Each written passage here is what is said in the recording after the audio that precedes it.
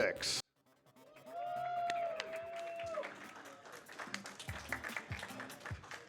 Hi there. All right, what's the damage? What game pack has won? All right, it looks like our winner, and we are cutting off the bid war now. Goths. Woo! That's my favorite one. Yeah, That's the one I Goths wanted to game win. pack 1. So everybody get out your cure records. All right. So, this is Clubhouse Games 51 Worldwide Classics. There are 51 games from around the world. They are games that you probably know for the most part. But because the Goths won, we're playing 10 of the lesser known games of Clubhouse Games. And we're going to start with Nine Men's Morris, and I will tell you when to start time. Okay, we're starting in 3, 2, 1, go. All right, so first we're gonna start by starting over. That saves about a second to load times, or rather, the load time saves about a second to the intro. In Nine Men's Morris, you're placing pieces on a board and you're trying to make 3 in a row, and that lets you remove one of your opponent's pieces. Like I've just allowed the CPU to remove one of my pieces, because the other win condition, other than having all the other players' pieces out, is leaving them with no moves. This specific strat was developed by Brassbeat, and it's a little bit complicated, so that's why I'm undoing so much. But soon enough, we'll have our opponent left with no moves. And that's game 1 of 10. On to Hex. Hex is a very simple game. It has a lot of hexagons in it, if you can even believe it. In this game, you're trying to connect your side, my side is blue, all the way from one blue to the other with your hexagonal pieces. And I don't like that move, so I'm gonna undo it. I wish you would stop doing that, normal CPU. Normal CPU is supposed to be bad at the game at every game, but sometimes it decides to be good. And in this game, you just make a line, because, like I said, normal CPU, bad at the game. Next up is Shogi. Shogi is Japanese, Shogi is Japanese chess. And this one is another, like Nine Men's Morris, has a lot of branching paths for the strategy, but we always start by moving this pawn up 1.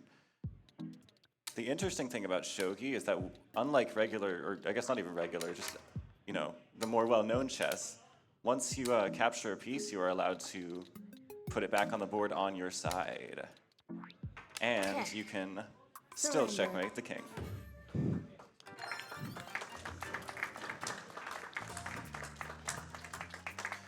Next up, Carom. This is one of my favorite games because I am good at it.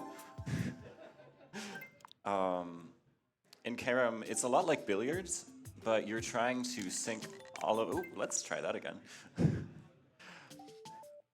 It's like billiard shuffleboard is how I like to describe it, if I can even get the break shot correctly. Ideally, with this, I'm supposed to pocket one piece, and I'm not one of my own pieces rather than the opponent's piece. Wow, this usually doesn't take me this many tries. Gonna get really technical about it. Oh wow.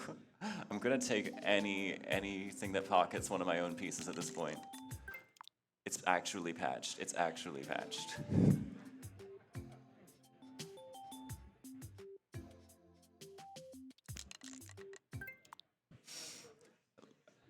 I promise you I usually get this first try. I guess I can explain it while I'm going, is once you pocket one of your own pieces, you do get an extra turn, much like in billiards, if I can get the game to do it for me. There's a very specific lineup here that I have to get. Finally!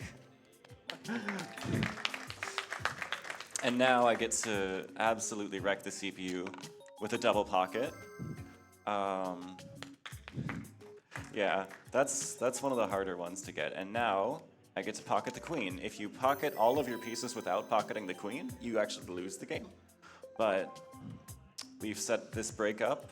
We have that starting break that I tried so hard to get. because now I can just get like every single piece without giving the CPU a single turn.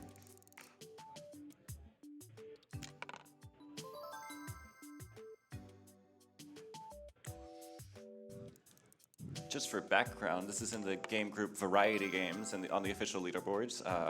And I'm so practiced at this game. I mean, it doesn't look like I'm practiced at this game with how I started with that shot, but I promise I'm very practiced at this game because I used to win all variety games. So this game has a lot of different categories, subcategories of games. Oh no, I pocketed the striker. When you pocket your own striker, you lose a piece that you've captured. So now the CPU is going to get a couple of turns here, but that's okay because it's normal CPU, so it's bad at the game.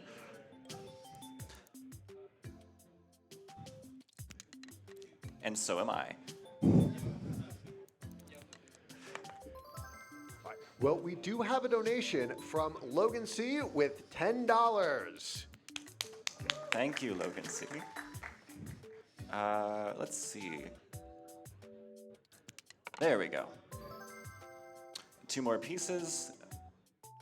I was hoping to be able to get all the pieces without the CPU getting a turn, because that's quite fun to watch, but we still get to watch those satisfying pieces go in the satisfying pockets, especially with the sound design on this game. People always say the sound design is really good on this game, it's really satisfying, and that's true.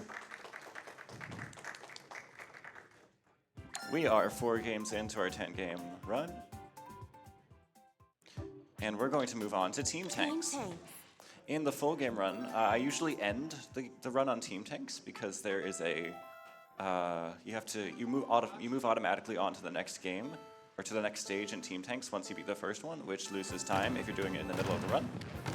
And it's going to get really loud in here with 4 tanks trying to all get me, but they're bad at the game.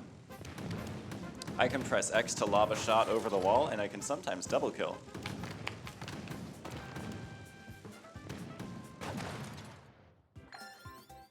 And that is, in fact, all of Team Tanks. I only have to do 1 stage for it to count. Next up is, if I can look at my notes, 6-ball puzzle. This is a lot like Puyo Puyo. I just played some actually a couple minutes ago to practice. You're trying to make shapes of 6, though, in this. And they have to be specific shapes. They have to be a pyramid, a line, or a hexagon. We like making hexagons in speedruns because hexagons drop the most balls on the other side of on the other player's side, yeah. As we can see here. And we're actually playing against hard CPU rather than normal CPU because hard CPU tends to drop faster than normal, so it fills up its own side faster. Oh, it's playing funky here. It's trying to stay alive. We can't have that. Oh. It threw. It knew it was over.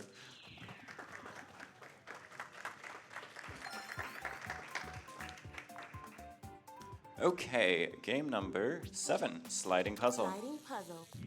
In this game, you're trying to move a cute little turtle across a sliding puzzle board.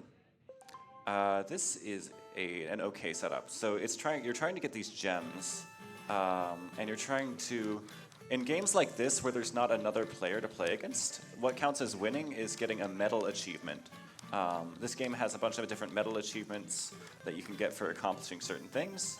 And the one for sliding puzzle is to get 300 points, and that's pretty easy. Oops, I did that wrong. And you just have to get him to... Oops. There we go. Gotta be patient on this one. Yeah, so getting either 9 in a row and then 1 or just 10 in a row counts as a win. So that is a win, even though it doesn't show the win screen. Next up is going to be slot cars. Slot cars. I gotta admit, I did stretch the definition of lesser known a bit. I'm sure we all know slot cars, or a lot of us know slot cars, but in this game, you just hold A to beat the normal CPU, except around these corners you do have the ability to fall off. You can hear the wheels scraping against the track. That's when you need to release A for a second so you don't fall off. If you fall off, it loses about 2.5 seconds. The normal CPU is bad enough that it's not going to beat you if you lose 2.5 seconds, but it is still a 2.5 second time loss, so we try to avoid it.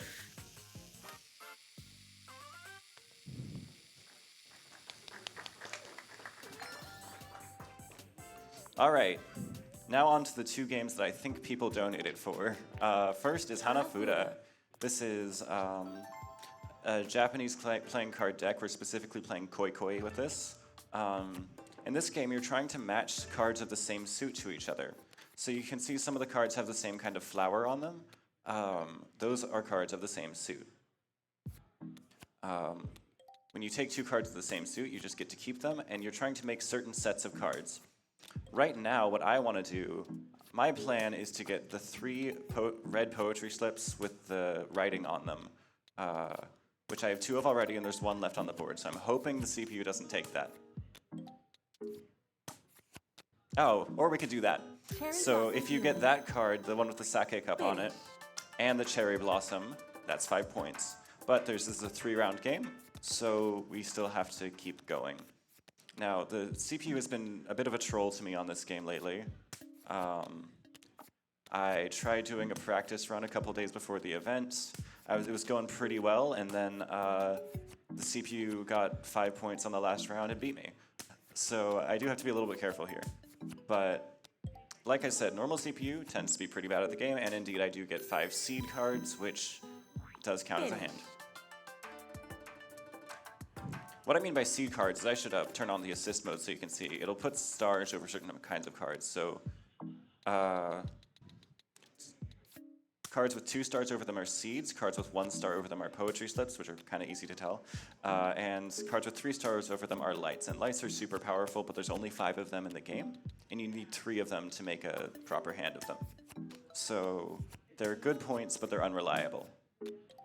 I'm trying to potentially make the cheapest hand, or I guess not even the cheapest, it's just cheapest like morally, like vibes,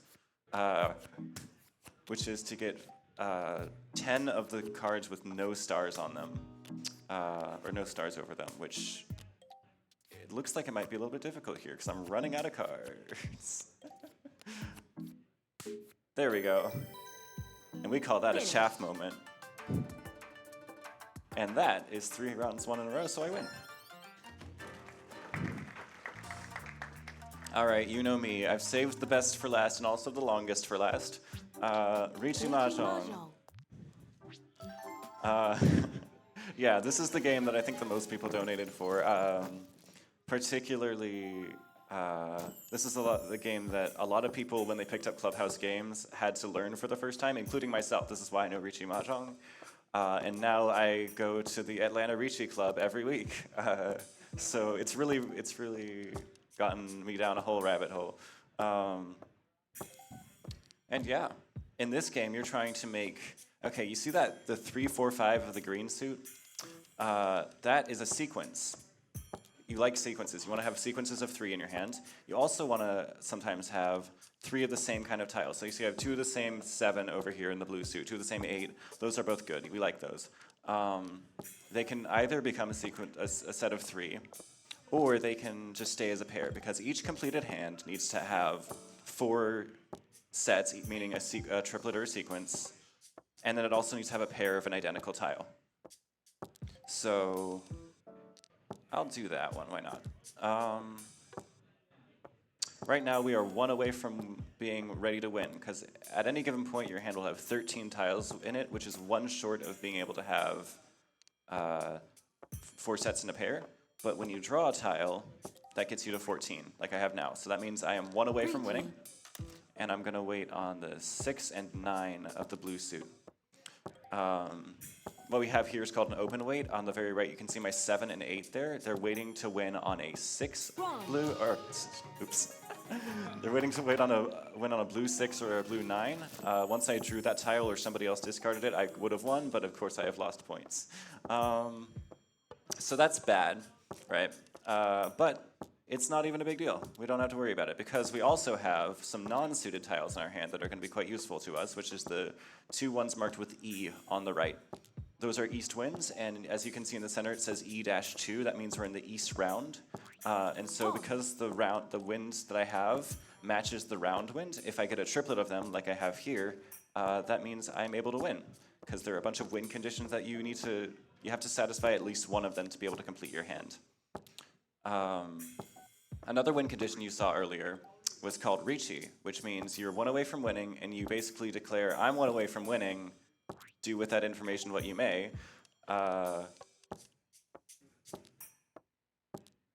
And then you bet 1,000 points and commit to keeping your hand the way it is until you win.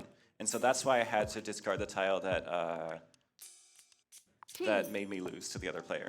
Now I am just waiting on the 3 and 6 of the blue suit, which isn't looking great, because if you look out at the discards, you see 3 of the 6s are gone and 1 of the 3s is gone, and there's 4 of each tile in the game. So I'm currently waiting on 4 tiles in the entire set of tiles that I could win on. So it's not super likely for me to win, but it's also not super unlikely. You can also see in my oh, there it is. I want a hand. Let's put it that way.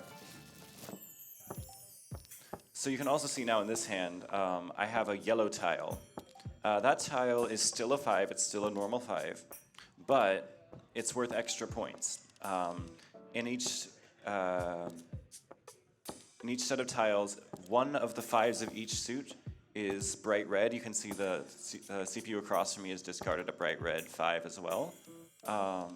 That means that's extra points. And also, if you look in the top left, you see the green 3 is revealed in the top left. That means the next tile in the sequence, the green 4, is also extra points. I should have kept that tile. All right, so we have our west seat calling Ricci and then winning, which is bad. All right, so what I'm going to do is end the game. But did I really? I've created a bookmark. That's a safety feature for speedrunners. When you create a bookmark, it's a save state. So if I exit out of the game, like fully exit out, like close Clubhouse games on the Switch, if I exit out of the game, the bookmark stays. It keeps the game state that I saved it on. So if I lose this hand, I can go back and try to win again. But it's looking bad for that, because South Seed has just called Ricci, which means they're one away from winning, and I could deal it at any moment. Currently, we're in 3rd place. We're about 8,500 behind first. So I need an 8,500 point hand, which doesn't exist, so I'll probably need I'll only need like an 8,000 point hand, because if I win, I also get the Ricci stick that the South Seed has bet, which is worth 1,000 points. And there is a hand that specifically, there's a hand value that's worth, I need 1 second to think about this. Do we have time for a donation? Sure. All right, we have Sinar Coyote with $10. Ricci. For $10, thank you, Sinar. Thank you. So yeah, that donation has just gotten me to call Ricci. I'm waiting on the green 1 and 4. As you can see on the very left, I have a 2 and a 3 that are missing a 3rd, and so they need the... There we go. Okay, so here's the thing. That was technically the last round of the game. Oh, actually just 1. So that should have been the last round of the game, but because I was the east seed, the game gets another round. Whenever the dealer wins, and the east seed is always the dealer, the game repeats for 1 more round with the same person as the dealer. So I have to not win a hand at some point. I'm going to politely ask how much time I'm on right now. 18 minutes. Okay, we're doing pretty good then. So I can take a safety hand, just so I don't like totally lose and have to start again. In fact, I'm gonna make another bookmark. So at this point, I've effectively won. I'm in 1st place. All I need to do is not lose 4,000 points worth of ground to the player across from me, West, which seems pretty easy, I think. As long as one of the other 2 players wins and doesn't win off of my tile, then I'll be fine, assuming they don't win with some crazy value hand. Which seems unlikely, because I have a lot of the tiles that are worth extra points. As you can see, I have 3 yellow shaded tiles here.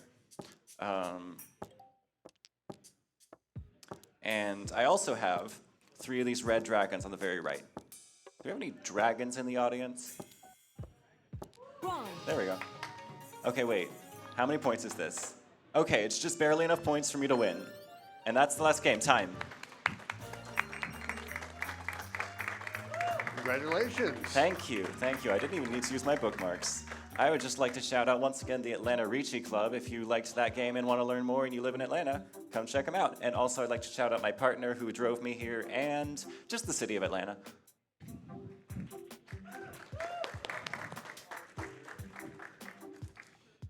All right. Now, keep in mind, we do have plenty of bid wars, donation, all good reasons for you to donate. For example, Hilux 2, the next run